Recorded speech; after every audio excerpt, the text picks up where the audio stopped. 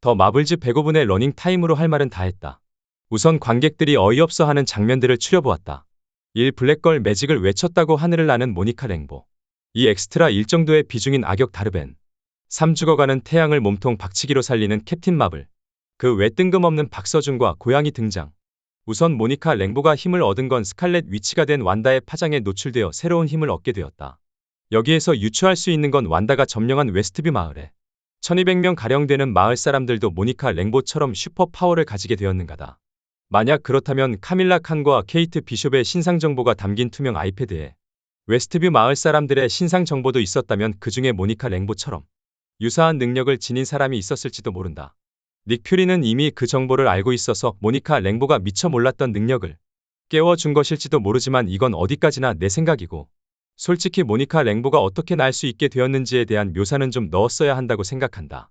추후 웨스트뷰 마을에 대한 언급이 마블 유니버스 차기작에서 언급된다면 아마 모니카 랭보가 어째서 하늘을 날 수 있었는지에 대한 정보를 얻을 수 있지 않을까?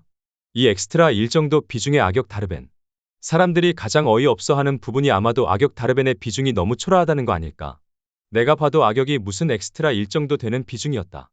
바람과 함께 나타났다 빛보다 빠르게 사라지는 악역.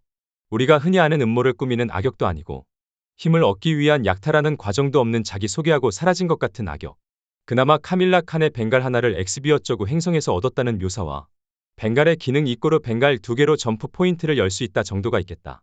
하지만 악역을 설명할 서사는 타르낙스 행성에서 구조되지 못한 스크럴 종족의 운명과 알라드나 행성에서 자원을 약탈당하는 행성 주민의 묘사를 통해 예전 할라 행성 그러니까 크리 종족의 모체 행성에서 어떤 일이 있었는지 짐작할 수 있겠다.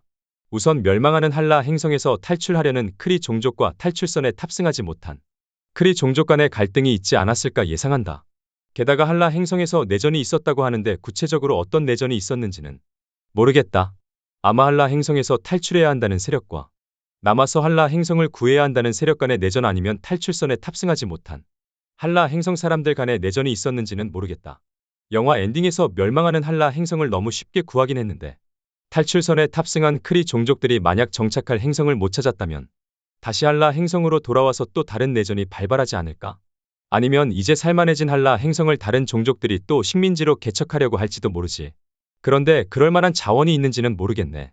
그리고 타르낙스에서 아스가르드인에게 구조된 타르낙스 난민이 지구에 정착한 아스가르드인들과 함께 살 것 같은 장면이 묘사되는데, 이미 지구에 정착한 스크럴 종족은 슈퍼 스크럴이 될 수 있는 힘이 생겼고 지금 지구도 엄연히 따지면 분립 사건으로 40억 명과 40억 명 간의 갈등이 남은 상태인데 여기에 외계 종족 스크럴이 끼어들면 글쎄, 분명한 건 더 마블스 서사에서 다르벤은 약탈자, 침략자이지만 멸망당한 크리 종족 서사에서 다르벤은 구원자다.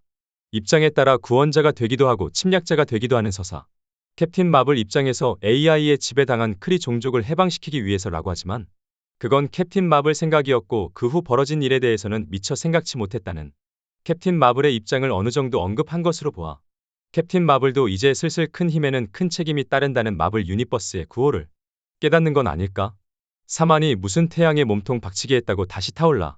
이건 솔직히 엇가이긴 하지만 완다비전에서 완다의 카오스 매직을 탐내던 아가사가 있었고 아이언맨 1편에서 제리코 미사일을 탐냈던 텐 링즈 단체, 그리고 아이언맨 슈트의 아크 원자로를 탐낸 오베디안도 있었으니 태양 에너지 급의 힘을 지닌 캡틴 마블을 탐내는 악역도 출연할 수 있다.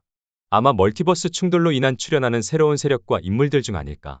지금 생각해도 제일 황당한 장면이 알라드나 행성에서 춤추고 노래하는 장면과 고양이들이 사람을 잡아먹는 장면에 어울리지 않는 뮤지컬 캐츠 브금을 넣은 건 확실히 거부감이 있었다. 위 장면에 대한 거부감과 내 생각은 분명히 있지만 좀 더 지켜봐야 하지 않을까 싶어서 말을 아끼겠다. 결론은 105분의 러닝타임으로 할 말은 다 했다는 거다.